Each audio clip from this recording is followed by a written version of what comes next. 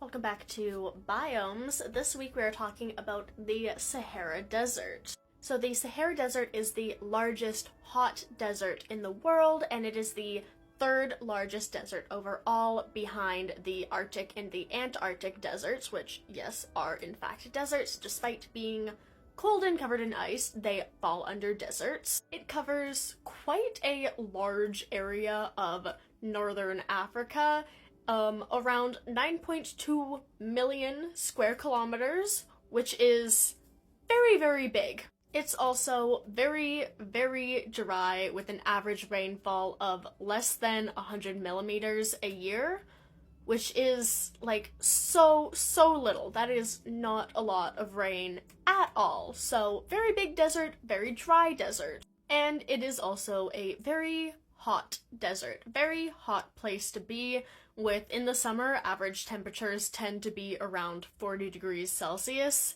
also known as very, very hot. So there are in fact plants that do live and thrive in the Sahara Desert, largely in oasis areas, but sometimes just like there. There are trees, including the acacia tree. The Sahara cypress is a specific subspecies of cypress tree that is largely found in the Sahara Desert.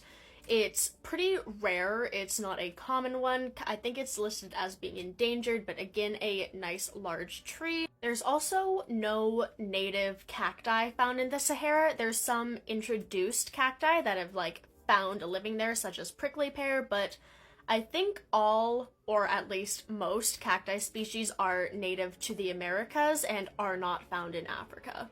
Largely, most of the plant life in the Sahara tends to be small, dense, and very hardy shrubs and grasses.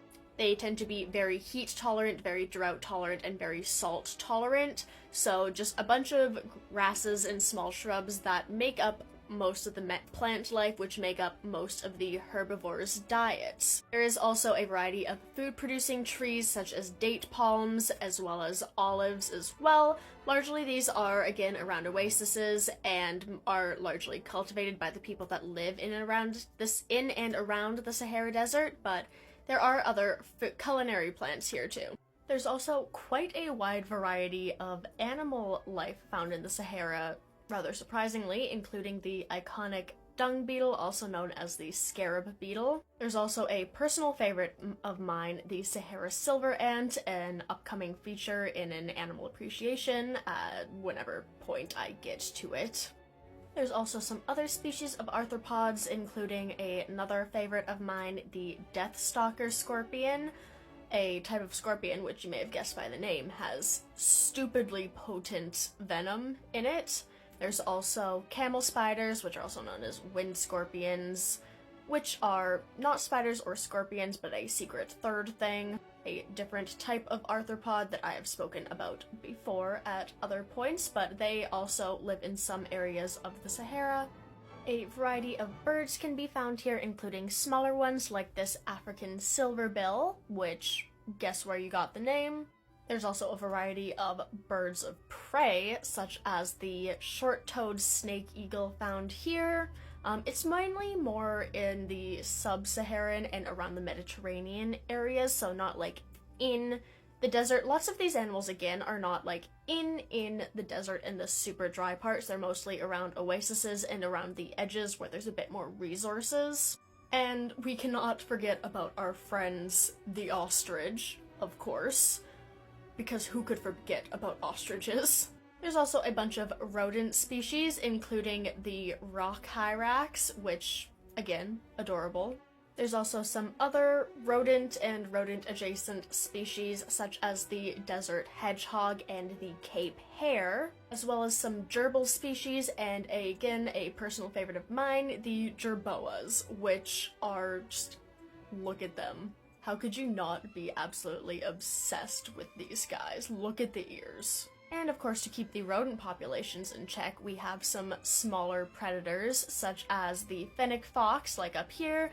There's also the golden jackal and the Ruppel's fox.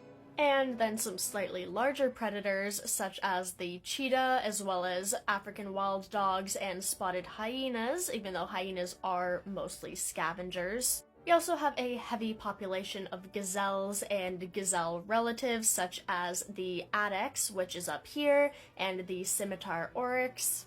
There's also camels to be found, such as the dromedary camel here, but fun fact, one of, if not the largest camel herds in the world is found in Australia, where camels aren't from.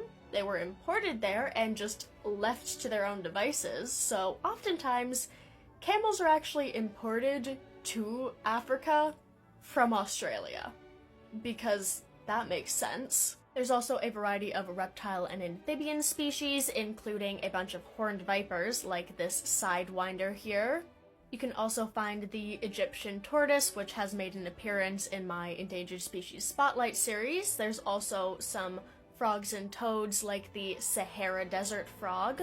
You can also find monitor lizards and crocodiles such as the dwarf crocodile or the West African crocodile, found up here.